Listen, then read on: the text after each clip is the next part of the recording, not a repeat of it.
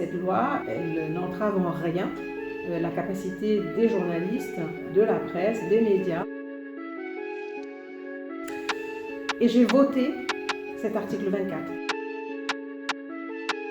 Et même diffuser l'image de ces policiers sans floutage. La réponse est oui. Je suis journaliste, j'ai le droit. Vous circulez, c'est des ordres. Arrêtez.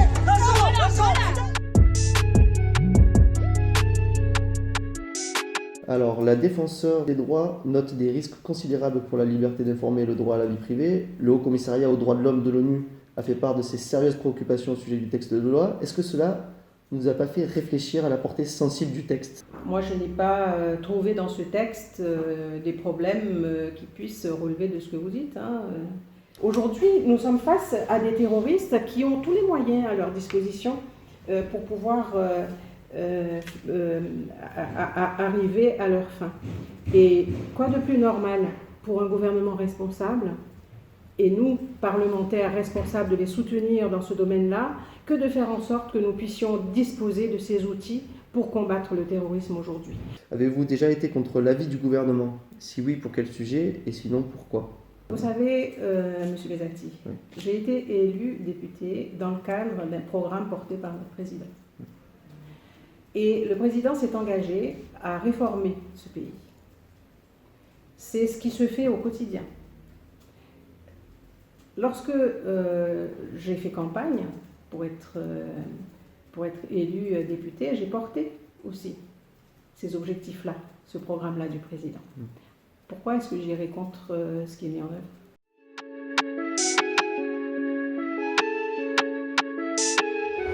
Les amendements demandaient l'interdiction de l'usage des technologies de reconnaissance faciale avec les caméras aéroportées et tous ont été refusés. Donc il n'y a rien dans la loi qui interdit qu'un drone puisse se balader et capter l'identité des personnes. Pour moi, il est normal que les policiers soient équipés avec les meilleurs moyens pour pouvoir combattre ces situations. Donc, toujours plus de technologie pour aider la police. C'est pas toujours plus de technologie, c'est se mettre au goût du jour de ce qui existe et ce qui rend efficace les actions de nos policiers.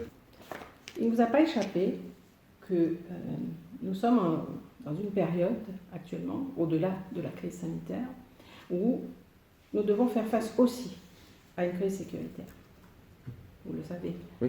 Le terrorisme... Vous pensez qu'avec des drones... Le terrorisme... Vous pensez qu'avec des drones, il y aurait eu moins d'actes de... Mais vous voulez qu'on combatte comment ?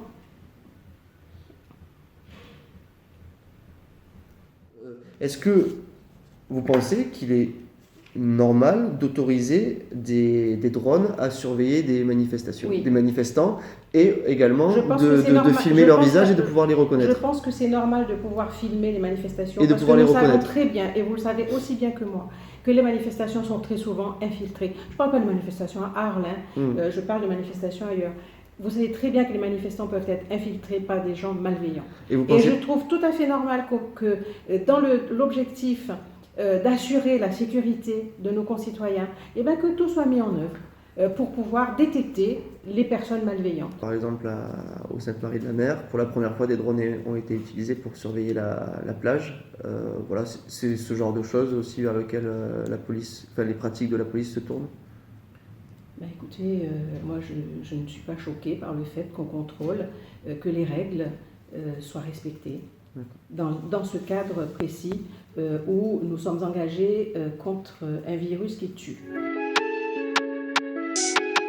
Est-ce que vous connaissez l'exemple de Millau ?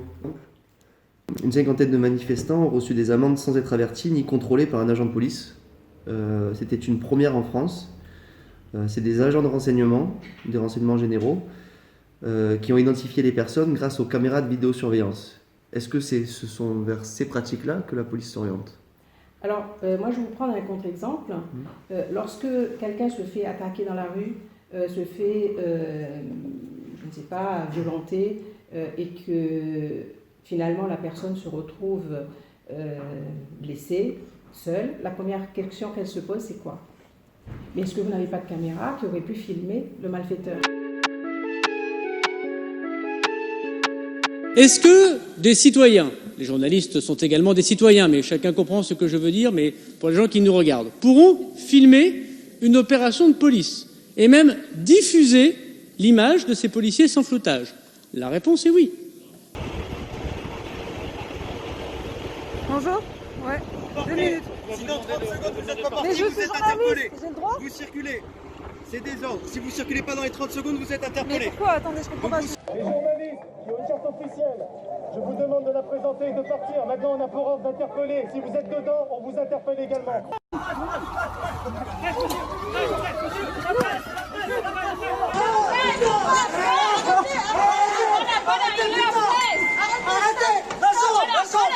Des coups ont été donnés, des journalistes ont été arrêtés. Voilà, ça c'est la réalité de terrain au-delà du texte de loi.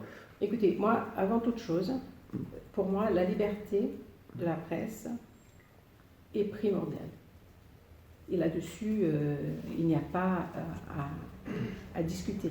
Qu'il y ait parfois des débordements ou qu'il y ait bavure, je suis désolée, ça se sanctionne.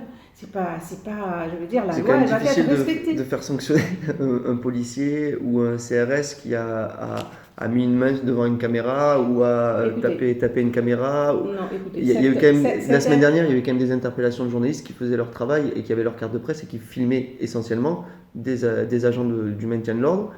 Et comment on explique ça? Alors, ces agents-là, ils vont être sanctionnés plus tard?